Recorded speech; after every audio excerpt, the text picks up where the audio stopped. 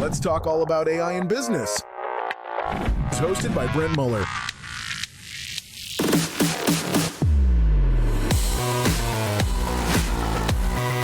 Welcome to the Future Proof Podcast.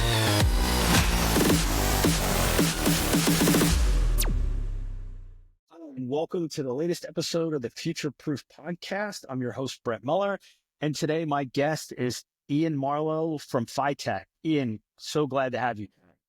Great to be here. Thanks for the opportunity. Yeah. So tell everybody, all of our listeners, about your background. I originally went to engineering school, chemical and environmental engineer. After engineering, I went back to school to become an actuary. And post becoming an actuary, working in originally the health and pension market, moved into the property casualty market, which ultimately moved me into the real estate market. And for the last 20 plus years, I have been actively working in many facets throughout the real estate market, especially on the operational side of the business.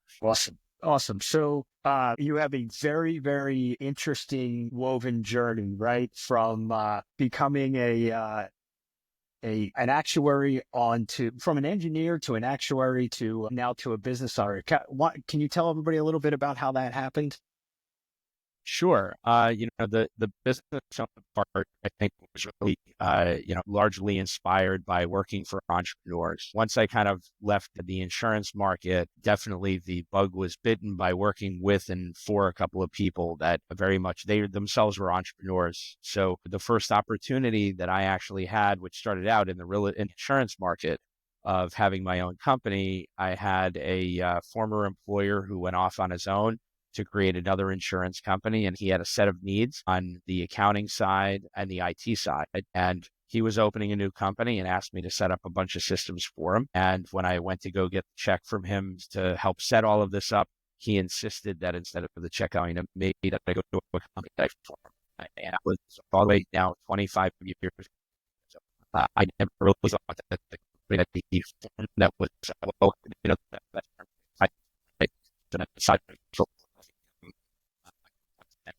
myself.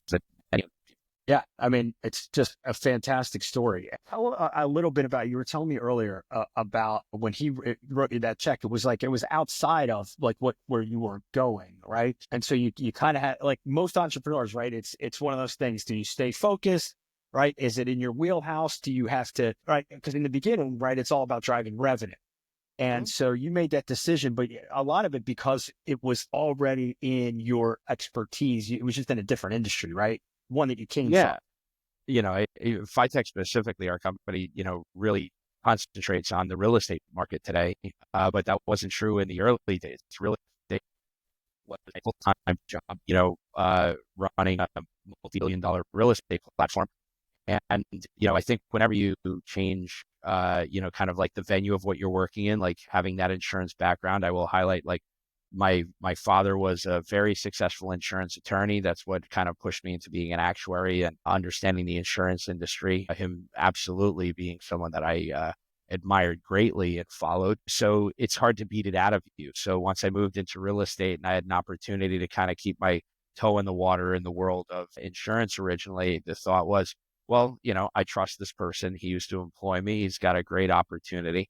So long as it's not a conflict, I think I should take it. I did the right thing. I checked with the people that I worked for the new opportunity and said, there's no conflict here. It's something of interest that I think would be still fun to do. I was able to time, and it allowed me to, as I ventured into a new industry that I was not an expert in, have allowed me to keep the toe in the old industry. But the thing about the insurance industry is it's just a very formal one. Public companies, very, very formal in its structure. Most of the entrepreneurs that you meet, they don't necessarily come from that background.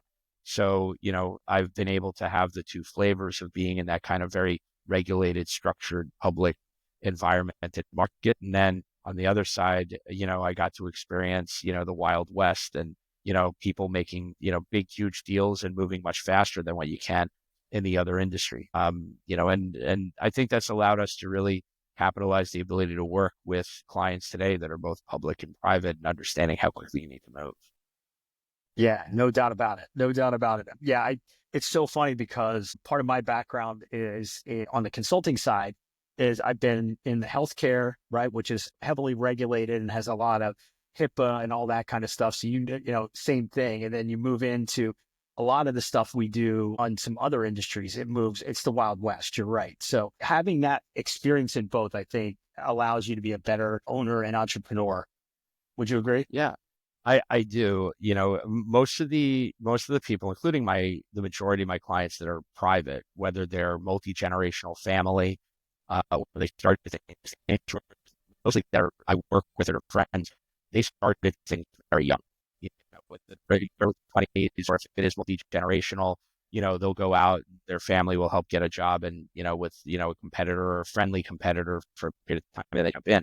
I actually owned my company for 7 or 8 years as they continued to grow in parallel while working for for another major corporation.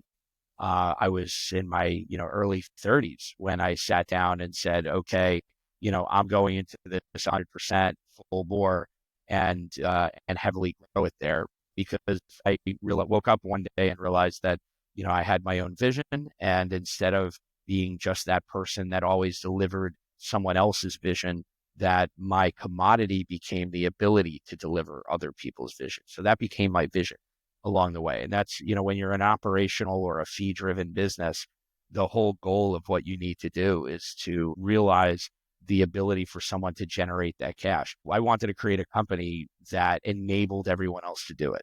So that became our commodity, if that makes sense. Yeah, you're basically an infrastructure back end driver for all of these transactional based businesses. As they grow, we help them grow. As they feel that there's a moment of scaling back and changes in their portfolios, we're able to support them to do that. And that really was a large, kind of bulb that went over my head at some point, going, I had been in an outsourcing business and leading that on a large global scale. And I realized just where kind of the pitfalls and the shortcomings of all these different real estate owners were, and saying that's a really unique gap that you can plug. Outsourcing is a common term now, but in reality, in the early It means a lot of 2000s, different things to it, different people, though, yeah, right? different people, and it certainly has, the thought of what it is has changed. Your ability to deliver it has changed. Like we built one of the first clouds when people didn't know what a cloud was, and having to explain people, what that is, and onboard it. So there have been kind of many iterations of our company over the last, 20 plus years. But for me, it was very fluid, going where what I realized was that at some point the insurance platform would very much be able to serve the real estate market. And mine was a relatively natural pivot as the company reached 8 or 9 years old, to be able to say, okay, if we need to service this market. And the original principles of us starting out as a network firm and an engineering firm and moving into financial services was a very relatively smooth transition, because the outsourcing model really honestly started with IT. I think it really, even before it was widely known or thought Yeah, about, with managed kind of IT on the financial services service and all side. that. Yeah. Right. Right. No doubt about it. And it's funny. I've been a big part of that in different industries in my career as well. And so I really relate to what you're talking about. But I think the interesting thing is the fact that you've seen it all over the last 25 years, right? Even if it was the first 7 years when you were bootstrapping it, right, and working on both sides of it to when you went all in. So just tell us a little bit about Fitech and kind of what the last, 15, 20 years have been like. Those first few years, like I was saying, the concentration of the company was, core just IT and accounting systems. So, it was outsourced. Again, I'll use the term today like MSP, managed service provider, but that exists back then. It was client server and services like that. And, in the insurance world, it was just, I had for accounting systems. And then in the real estate market, in that part of my life, having run very large outsourced property management, facility management companies, basically we were providing, and on those platforms that I was president of, we were providing outsourced accounting services as part of the service, but you needed to have a very heavy understanding of the ERP systems that supported it. And most people, when they hear ERP, the truth is they just think accounting system or general ledger. But in truth, in the real estate market, the average real estate company or real estate service provider, like a management firm, uses 12 to 13 different products in order to make up their ERP system. It's not just collect rent and pay bills, especially if they're a developer, they do construction. There's many different facets. And what I realized was, in terms of the property management world, the facility management world, people didn't understand what the systems were capable of, how to implement them, how to handle, once you were implemented, how to maintain that. And, when we hit around 2010 or 2011, so the company was about 8 or 9 years old at that point, I am one of the few people in the world that had worked on pretty much every major accounting platform and provided services and employed people to do that. So our first idea at that point was, okay, we're moving and going from client server into cloud. That was right around that time VMware had come out. And we were launching the first version of our cloud infrastructure. And there were major storms going on in the Northeast. So as there were major outages, we were shifting everything towards a subscription service instead of just your straight client server bill you by the hour. And then at the same time, we need to go into the ability of becoming experts and delivering that service of installing the ERP systems for the real estate market. And there were a number of very early wins of very big family run, but I'm talking 10, 20 million square feet, very large family owned real estate owners that we had just, right place, right time, right opportunity, right skills. Generational changeover, my own age at the time being in, my 30s, and other people with that changeover and family where the next generation was coming in and wanted to see that next generation right? tech. Lo and behold, boom, very quickly get into creating the partnerships with the right companies to do that, getting the certifications to do that. I think around the same time, maybe it was 2013 or something like that, that Fitech was honored as New Jersey Company of the Year, which is a full national event. So that we got a lot of, there was a lot of notoriety at that time. I had some very nice people in the papers that liked me in the 40 under 40s and stuff like that all happened. So we're in the middle of these implementations. And then the next real evolution was, I realized that people, especially in real estate, love to fixed price things. So our competitors would only charge hourly. We moved towards a fixed price model for implementation, which a lot of people even still today will not do. And we were incentivized to get people live on these systems. And I ran into a wall, which was, you want to get someone live, but their accounting people didn't have the time to finish their job that worked for a client. And the lease administrators didn't have time to do what they needed to do for us because they were still doing their job. So the next light bulb went off and said, okay, wait a minute. I need to get these people live. What if I can provide that service to get them live? So that was then our first foray kind of into, the back office and financial services. And it was to save our own contracts that we knew the time, and time is money. We had to get people live. So we rolled into that where people provided their services on a transactional one-time basis. Then suddenly, once they're live, they don't want to take their bank reconciliations back. They don't want to take other things, and now suddenly things that were a one-time turned into, again, just a more of a subscription-based, longer-term relationship. And, at that point, if you think kind of like the growth of the company, we were doing IT services and then ERP services. And then from there, financial services. And now being in real estate, as we kind of went into, I'm going to say 12 or 13 years ago, I had clients that were building significant product. And as they're building the significant product, they're saying, okay, well, you did the build out and all of the low voltage that we were doing in the offices, maybe it would make sense if you did them at the buildings. That became our next major step. So we came up with a term called smart tech infrastructure, which is just everything that would interconnect in a client building. So, the most common are video and access control and security, building management systems. But then we started to think wider as the Internet of Things came around and said, well, what if we were an integrator? What if everything we were doing, that instead of an AV company and an electrician and, another company that would, put in access control and gate systems and, centralize all of that together? And we started doing that. So that then launched our relationships with our clients, not just corporately, but at the businesses. And, Once those designs came out about 7 or 8 years ago, I had the crazy idea of providing our own managed Wi-Fi services to residential tenants. And that leads today. So there's, so there's 6 pillars of business, which is real estate consulting,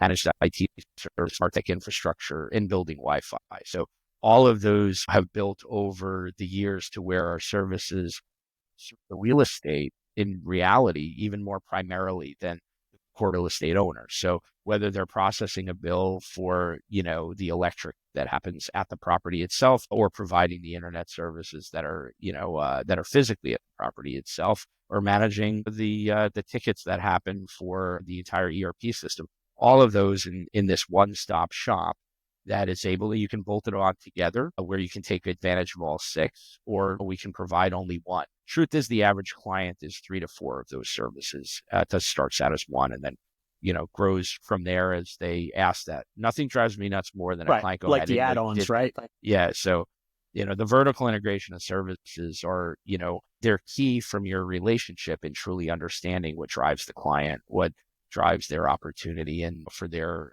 thought of what their portfolio is going to make up at. Most of the real estate companies that make up one of two, geographically concentrated and asset diverse, or they're asset concentrated and geographically diverse. Point being, they need kind of that opportunity to replicate their thought process and methodology throughout their different types of real estate. And we're very asset class independent, with different thoughts and models and designs that are needed, whether it's industrial or based on what they, right.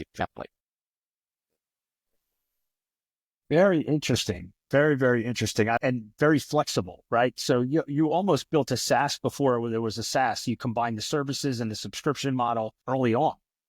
Very early on. Again, we were selling cloud when people asked you what a cloud was, or they looked up in the sky when you said the word. It was not really something that was, that was common. But I think the terms have followed us, right? Like today, MSP, managed service provider. But what does that mean? And it's ultimately different by industry. You still have clients that want to work on a transactional basis, and we do that as well, because you've got, I remember being in a meeting with a client a couple of years ago, and the owner was in his 80s, and he just said, I want what I want, how I want it, and it's going to be the same way that it's been for 50 years. And, that's what makes sense to me. So, you a little bit have to be a chameleon sometimes in how they want their billing structured, or how they want their reporting to look. And, that our job is to deliver what makes sense for that owner. Yeah. Do you find it difficult to balance, or maybe you've built the product suite in such a way that it doesn't matter, but a lot of our platform and product owners struggle with the custom solution versus productized, where you're selling the same thing, just configurable. You think that there's a balance, like that example that you just said about he wants what he wants when he wants it, but is your system kind of adaptable that way? Yeah, I like to use the 80-20 rule, where it's like 80% is going to be the way that we do it, and 20% is going to be the way that they want it. There is, there is kind of that thought process and that changeover where you need to explain why the manner in which you would do it or present it would be better than what they have. And it takes time to get there. So, I do think I don't like customization. There's a difference between customization and configuration. And I believe in things being highly configurable, but the moment that you get to that naughty word customization, the ability to upgrade or have impacts to your systems become unfortunately pervasive. So we really want clients to say, we'll do as much configuration and workflow changes as we can. But the moment we get into true customization, you're effectively managing your own product. But unfortunately, even when you deliver that and you do the customization, I've seen plenty of people, I use the term selective amnesia. You advise them of it, you've explained them of it, you've put it in writing, and then suddenly, something doesn't work because, like, especially if it's in an ERP system, if the database schema is changed, and we have nothing to do with that. If the manufacturer of the software changes it, and then suddenly a subroutine that has been created that's important to the reporting structure they want no longer works, they still, they'll yell at the provider, and then we become the provider because we're the integrator. So, we have to go back and say, hey, there, you've made choices that are based upon other people. And when those things break, so that, we don't be able to do that. If someone were to read as an example, my terms and conditions that's in our contracts, I had to add a long time ago, not responsible for work done by, companies, alternate consultants, et cetera, because of exact, moments like that. Again, it doesn't negate that we're any fact that we're going to make sure that it gets corrected, but there's a lot of push and pull that you have because you have dependencies based upon manufacturers, changes that you need either in the company or at the local building. And we have to just deal with those as they pop up. Yeah, totally get that. Totally get that. So kind of dovetailing on when you were saying, I think it was 2013 or maybe even a little bit before, when you were starting to move towards the cloud model, right? And most people back then had no idea what the cloud is. And if you remember, the adoption cycle was slow, right? And again, across all industry, and the more regulated, the slower the adoption was.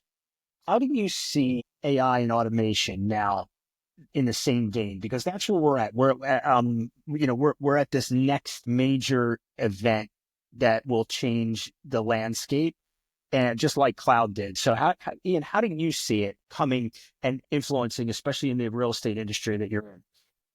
Well, when if we take a step back even before AI, you look at there's a growth and adoption curve for each different type of technology. And I remember seeing the earlier ones like the adoption rate of the telephone, right? And then the adoption of radio, the adoption of television, the adoption of the personal computer. And the thing is that in each case, as we go through this cycle of the adoption of something new, that adoption rate is being compressed significantly every time. And there's a subset to that view of the adoption rate. And the subset of that is what impacts the retail consumer and what impacts corporate.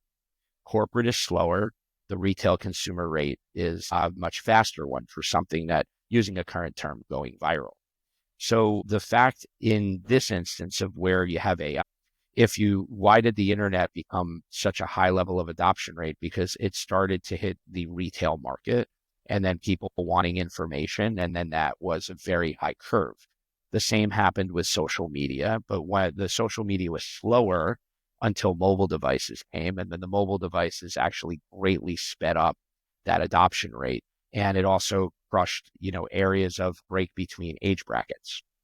So now you have the same thing that's ultimately happening in AI. You had for a long period of time that it wasn't really touching, my screen froze. It wasn't really necessarily touching the market because it was something that would be corporately adoptable. And what does that mean? And there's only one or two companies that are doing it. And now suddenly this combination of the ChatGPT plus the availability now with the latest updates, even like Apple iOS devices, it's in the hands of every person. So now when you take a technology that is suddenly available in the hands of every person, you've effectively given a combination of a digital assistant, a way, unfortunately, for kids sometimes to cheat on their tests and get information that the teachers know. Of course, it's always going to be something hot when it's, used for inappropriate purposes so quickly. No doubt about it. Right. So you're going to see significantly compressed adoption rates because something that it almost leapfrogged the corporate and the corporate implementation. So what you have is the technology being built in the everyday lives of us working together every day. It's not heavily yet adopted. In fact, there are new companies now have anti-AI policies. They don't want automatic note taking of meetings. They don't want automatic recordings of that and the transcription of things. So there's this gap at the moment of how does that apply? But then on the retail side, we're all going, hey, let me try this because it's on my phone.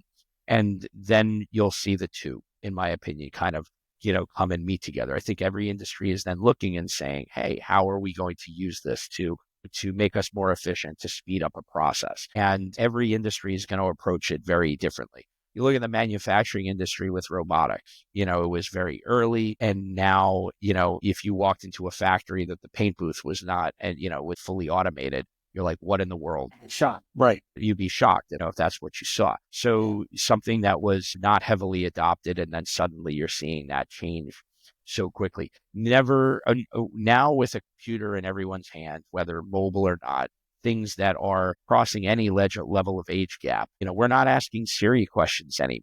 We're having this AI, like if you ask it, if you're every person, regardless of age, asking questions within Google, and then it's coming back and giving you those answers. In the last couple of years, if you look at eBay, if you go onto eBay and you're going to actually put up something for sale, you used to have to type in a whole description. Now you come into the description and it says, click here for an AI description once it knows the title of what you're putting in there, and boom, boom, it's speeding all of that up and pulling, and you're going, oh, wait a minute, I don't even need to write that. I don't even need to, to correct that. So the real question in terms of the adoption, especially now like AI, is what is giving me real information and what is giving me false information? And this is where, some of the comments as they call them, hallucinations, right? Yeah. Because again, like any system, garbage in, garbage out. So if where it's pulling the data from to make these assumptions and then give you the result, it can only give you the result from the data set that is available to it. And, Absolutely. I was actually talking, I have a 12-year-old daughter, and I was talking to my daughter about some of this stuff. And I said, when I went to school, we had these things called Cliff Notes. You instead of reading everything, we went in and, I read this abridged version, and you had these really, yep. And you have these teachers that they knew the exact questions to ask that were not, so they knew, did you read the book or did you not? This is nothing more than a modern version of that exact same experience. Are you able to do the without the calculator? And if you see that, if you take away, in my opinion, if you really take away those steps to give the real knowledge or to determine a lot of things, I say that as knowledge, write code and create product. But, the question is going to be, what is going to be the balance between that human connection and the capability for the technology to crunch numbers on a good, smart data set that's valid in order for us to make smart, both personal and business decisions. But I think it's going to be a faster adoption rate than we've seen of the last set of tech. I totally agree. And this is why we're encouraging everybody to build their own internal. And again, this is something I have some developers working on to offer out, is an internal AI, right? To your point, you don't necessarily, like if you think about education, right? And there's a friend of mine doing a TED talk pretty soon about this exact thing. It's like, hey, if we're going to let students use it, it has to be able from verified sources where the education curriculum comes from, not the whole internet where anybody can put anything out, right? So to your point, the data, right? So if you take that to the company level, if you build an internal AI ChatGPT brain for your company, right? It knows everything about how your company functions. I can see that being a great tool versus ChatGPT, where it just goes and sources everything. And a lot of stuff is not great. So there are going to be sources where it pulls and it's not correct. And so that's why we advocate through my podcast and all my clients is that these are digital coworkers, right? In the beginning. And who knows where it's going, right? That's what everybody's fearful of. But right now, they're great at helping great employees be, 5 and 10% or 5 and 10 times better, because it frees them up, right? They can mundane tasks it can do right now. And that's what I tell everybody to start with. What are your thoughts on that? First of all, not every business that we have is a tech business, right? So, right. So, there's white collar businesses, blue collar businesses, the idea of, labor completely going away, human interaction going away. I believe in the same way that people said when the internet came out, that every bank, every we're so much, we see it in technology, we say it, I take over everything. I think the smart people are asking how does this processing power and this, we used to call them bots. This is a new, the newest generation of version of those types of things. And how does it apply They're to smart making bots, right? my individual business, significantly but there is a trust factor. And it's interesting that when you're someone who, in anyone who's written code, and then you go through and compile the code, you look at it, and there's this high degree of trust, right? Like back in the day, you'd write code, you'd go through a compiler, and the compiler told you there was no errors. Everyone went like, okay, we all know, and you high five. There's no such thing of that anymore. There isn't anything that when you have that kind of model that you finish, that you've, or at least that I feel that I've got 100% belief in what I'm, and what I'm seeing and how that applies. That skepticism, which I think is the engineer in me that has to look at that and say, I need to prove that the end result is correct.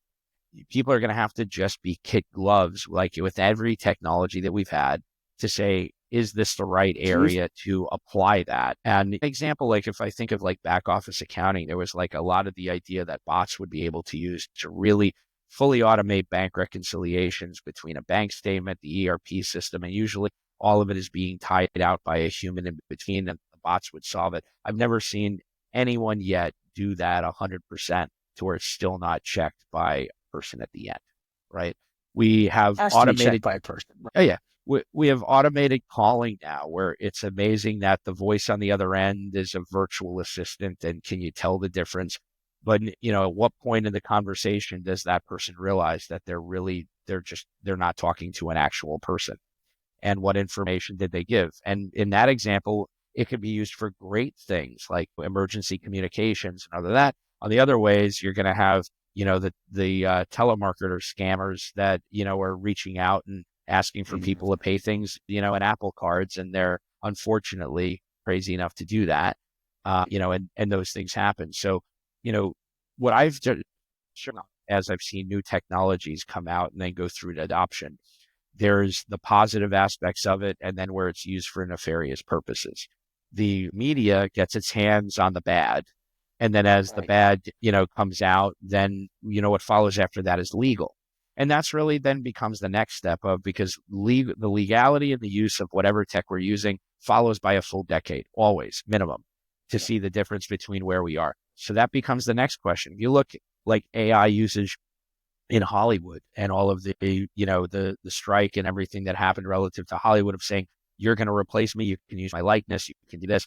The legality of stifling that usage, it's not just going to stop there. The next steps are going to have to come to say what we can and what we cannot, what we can't use it for. I said this to someone a while ago, and they said, no, they're never going to do that. I said, look, Amazon pays sales tax. We all thought we were going to get away because of interstate commerce not paying sales tax, and that wouldn't catch up. That took nearly 20 years, but it happened.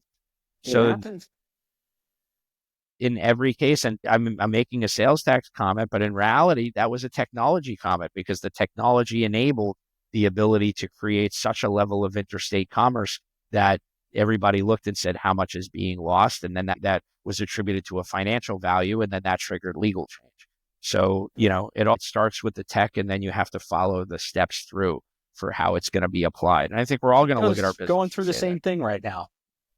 It is, and you have the federal government, with the new administration making lead to the adoption of crypto, and now that legitimizes that. It gives a level of legitimacy that is just going to change that market. Yep, totally agreed.